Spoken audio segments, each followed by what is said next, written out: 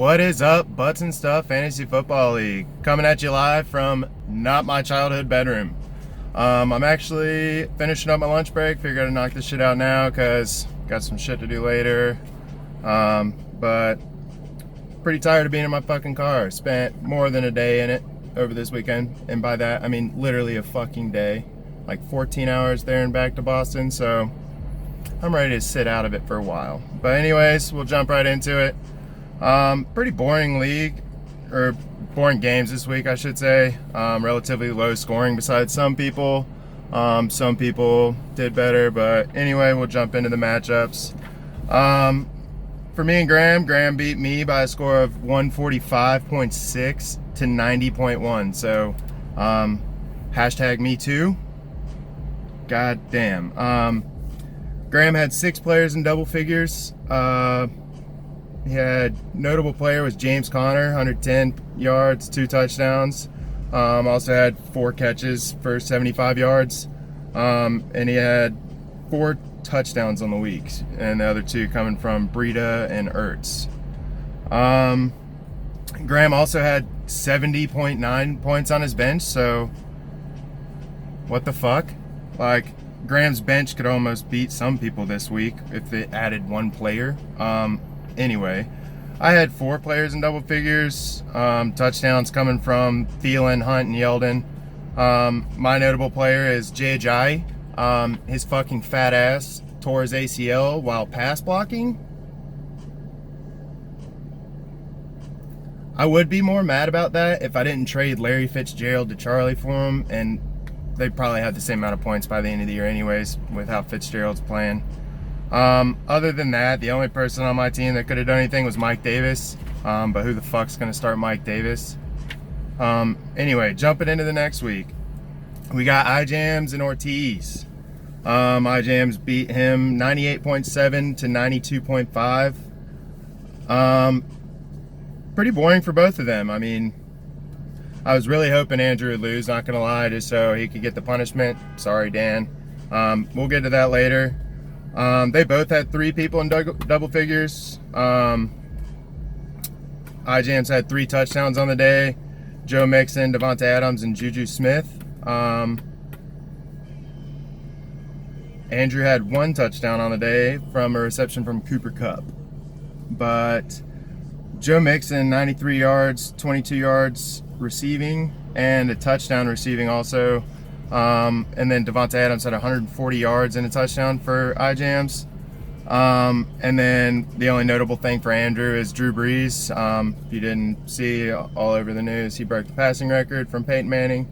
And it was also pretty funny that Peyton responded to that if you haven't seen that yet. But notable things to point out there, almost every position player on Andrew's bench almost outscored his starters. So, like, if he were to sub his wide receivers from his bench, he would have probably beat iJams. One thing for iJams, Kamara with Mike Ingram, whatever the fuck his name is. He came back. Kamara had a total of 39 yards and 3.9 fantasy points. So, iJams, you better hope Mixon is turning it up, or Ingram does some more drugs and gets kicked back out of the league again for whatever reason. But anyway, pretty boring matchup there. Moving right along, Wilson and Lorne. Wilson had 117.9 to Lorne's 97.8. About a 20-point beat down given out by Wilson. About time he got a dub. Wilson also left about 7 points on his bench, 46 or 7. Had 3 touchdowns on the day, 2 by David Johnson for about time he woke up, and then 1 by the Cardinals D, which brings me right into notable players for him. David Johnson, 2 scores on 71 total yards, so pretty good, I guess, with the touchdowns. And then the Cardinals D also had 17 points, so pretty solid. Lorne had 4 touchdowns on the day. Had James White with a touchdown. Tyler Lockett, that he just traded Graham for, had a touchdown. And then Eric Ebron had 2 touchdowns, which was his notable player. Ebron had 9 catches on 15 targets for 105 yards and 2 scores. That's pretty damn good. Notable mistake on Lauren was trading Graham.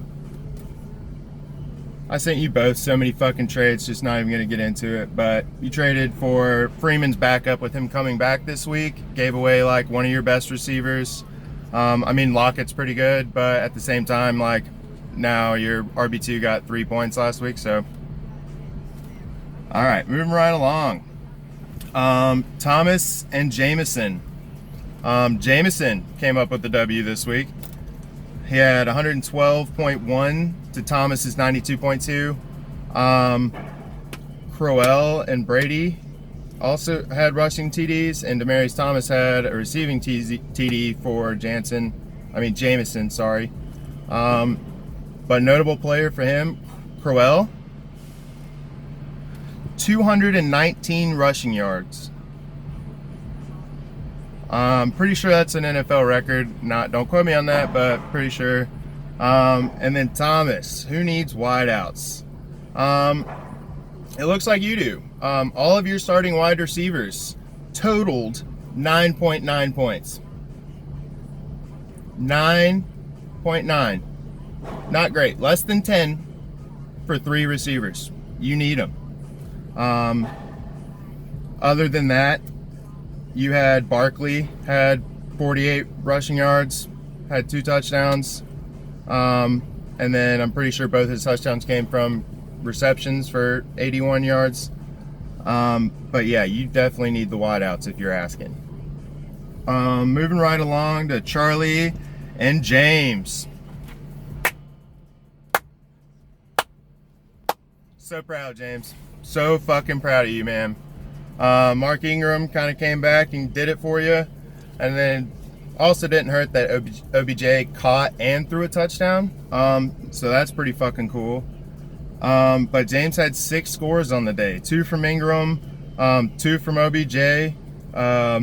Christian McCaffrey had 1. The Dolphins, everybody fucking scored a touchdown for James this week. And I guess it's about time. He got cotton mouth out of ass, man. Don't mind me.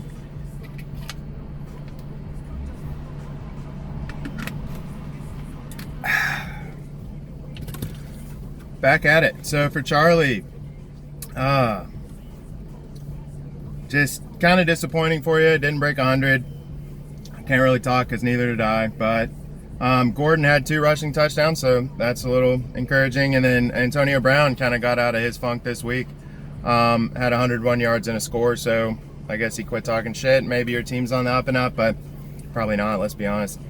Don't want to get your hopes up too high. But just to wrap up the matchups for the week, we got Gurley in the gang. I appreciate that you made the effort to change your team name, Sam. Just still shit, man. Just anyway. Gurley in the gang beat up on Dan. 105.4 to 81.8. Sam had 4 players in double figures. Had 5 touchdowns, 3 from Gurley, 1 from Michelle and 1 from Kenny Golladay. Gurley had 113 yards along with those 3 scores. And then for Dan, just kind of disappointing, really. 81.8, 3 players in double figures, 37 points on the bench. Wouldn't have helped you anyway, really. Mohamed Sanu, Marvin Jones, and Jordy Nelson each had touchdowns for Dan. Notable players, none really. Aaron Rodgers had a decent game, but it's Aaron Rodgers. Like, what the fuck do you expect? Notable mistakes for Dan. He let the Chargers D on the bench. He played the Cowboys, ended up with 0. Chargers had 12. Would have been closer, but you still would have lost. So, I'm going to get into the whole Sam thing a little bit later. I got my whole cheat sheet down here, but we'll break it down if he deserves these wins or not that we've been talking about. But I'll come to that later. So, highest scoring players for the league. We got quarterback Aaron Rodgers, like I was talking about, Dan. 35 for 52 for 442 yards passing with 3 touchdowns. That's good for 28.7 points, and that's on Dan's team. So there's a bright spot for you, Dan, but we'll get to that later. That's not going to be bright for long. top running back of the week. Todd Gurley? No, it's not Todd Gurley with the 3 scores. It's James Conner. 21 carries, 110 yards, 2 scores, and he caught all 4 of his targets for 75 yards. That's good for 30.5, and he was raping me this week. Thanks, Graham. Top wide receiver of the week, Robbie Anderson. 3 receptions on 5 targets, 123 yards and 2 touchdowns. That's good for 24.3 points, and he is on the waiver wire. I feel like I should mention this. James dropped him last week.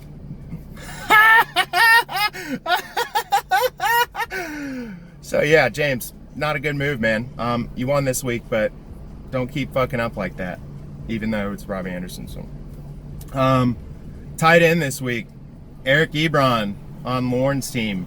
9 receptions, 15 targets, 110 yards and a score. That's good for 22.5. Top defense on the week, the Bengals. 2 interceptions. They recovered a fumble.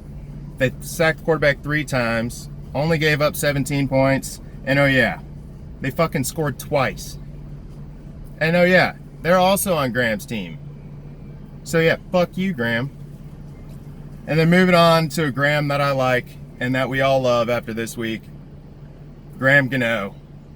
Jesus Christ. 63 yards, second longest all time. God. Good for 19. He had a bunch of other field goals, but we all know the one that matters.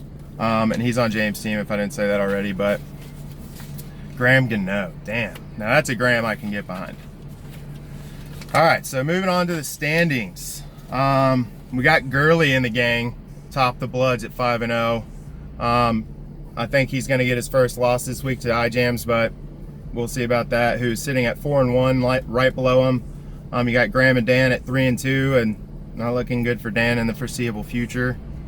And then you got Wilson and James. I'm going to go ahead and just group you guys together because James actually got Ingram back, so he might even be taking over the bottom half of y'all's division. But can't really talk because ours is pretty shit too. Looking at it, we got Thomas 3-2, top of the leaderboards. Not great, but then you got 4, 2, and 3 teams. Me, Andrew, Lauren, and Jameson. All right on Thomas's heels, 1 game back.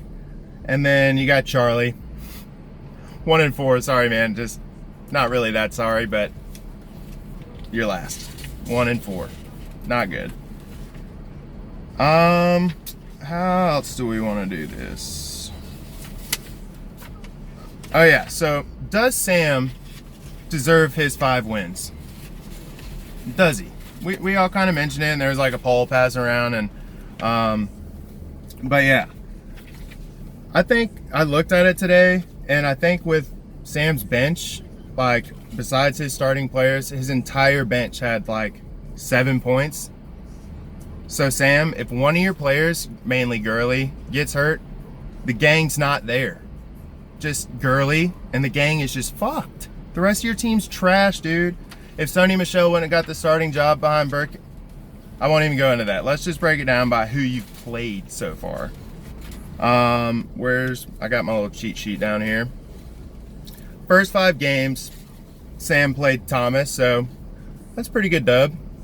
Then he followed that up by beating James. James was winless until this week, so then he beat Jameson, who's also just kind of fighting for a second. All of us kind of are, but not great. And then he beat Charlie, bottom of our division, and then beat Dan, the loser of the week this week. So fuck no, Sam does not deserve these wins. Just trash. And I think, like I said earlier, he's going to get his first loss to iJams this week. I'm pretty confident in that. And then, like I said, if one of your players gets hurt, you'll probably lose the rest of the season. But then we'll just go ahead and get into next week's matchups. I got to kind of wrap this up and get back to work. First, I need some more water because I got some fucking cotton mouth again.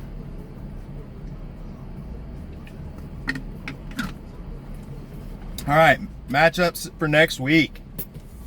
We got me versus Jameson. in the Thielen like first place matchup. Get it? Thielen like. Then we also have Thomas and Graham coming up. It's gonna be an interesting matchup. Similar records. Both have shitty names, and like the Nobel Prize is gonna be worthless in about a week and a half, 2 weeks maybe. So we'll see. But interesting wideout. They're both 3-2, so looking to move up and down. Graham's obviously on his win streak from destroying me this week, and then Thomas looking to bounce back after the loss this week. After that, we got Sam and iJams in the 2 girlies 1 Trey matchup. Like I've been talking about already, I think Sam's gonna get fucking killed, but we'll see. Next up, we got Charlie and Wilson in the Stormy Daniels is looking to score matchup. This will probably be one of the more boring matchups of the week. You got 1-4 Charlie versus 2-3 Wilson. That's take it for what it is. Charlie looking to end his 4-game losing streak after starting out 1-0. So fingers crossed, man. Fingers crossed for you. Next up, we got James and Lauren in the Angry Atheists matchup. I think James is looking to keep his momentum after getting his first dub of the year.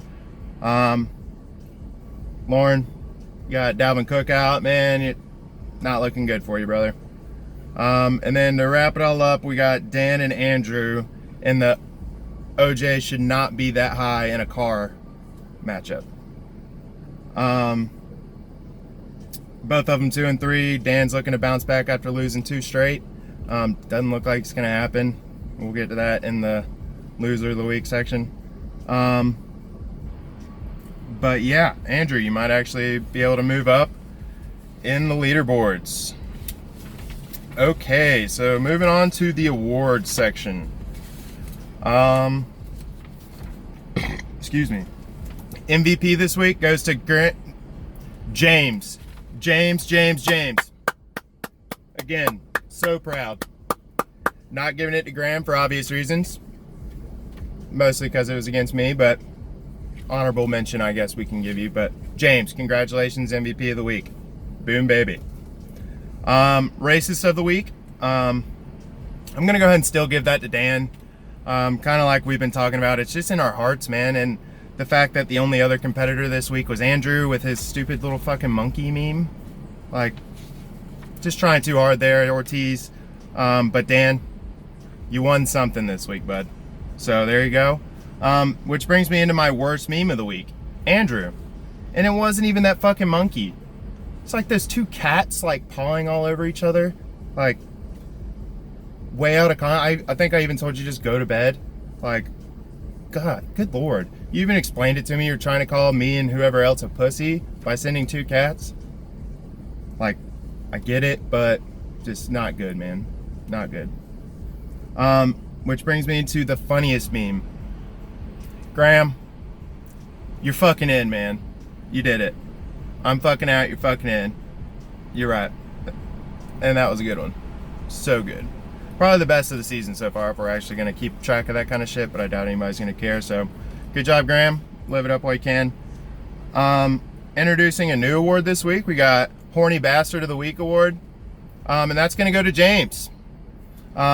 Recently going through a rough patch and changing conversations in the group me with random memes of girls' boobs against cars at a car wash, and somebody rubbing his ass. I guess I can't remember what show it was from, but rubbing his ass up against the window. And so yeah, James, we all know what you're going through, and Horny Bastard of the Week, it's you. It's you. Which brings me to the loser of the week, and what could potentially be a repeat offender for this award.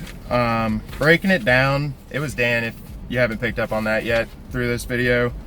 But I was looking at like the whole points for and points against and like everything when I was breaking down Sam's. So Dan for this year, points for 444.9. Points against him, 436. 0.6. So that explains your 3 wins without Le'Veon Bell. Like, what the fuck? To put it in comparison, the highest points for in the league, Sam, is tied with iJams at 601.5, I think I saw. And then the next highest of points, the highest of points against, I believe that was Kessler, who's been getting killed all season with 587.8 scored against him this year and only putting up 471. But focusing on Dan, sorry James, didn't mean to shoot you down, MVP.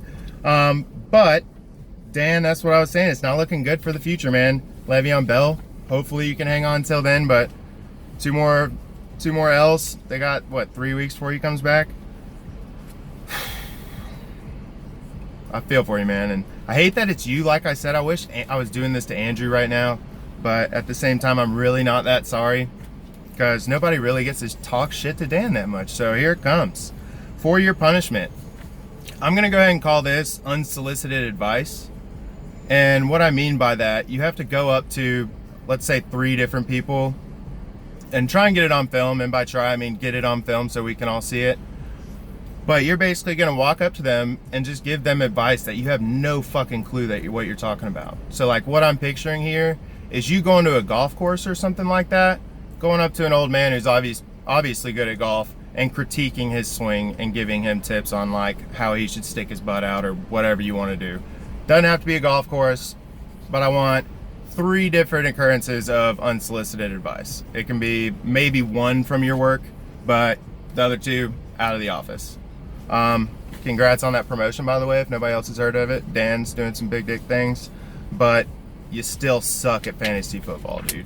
Like I said, hopefully you can hang on for Le'Veon Bell, but other than that, not much looking up for you.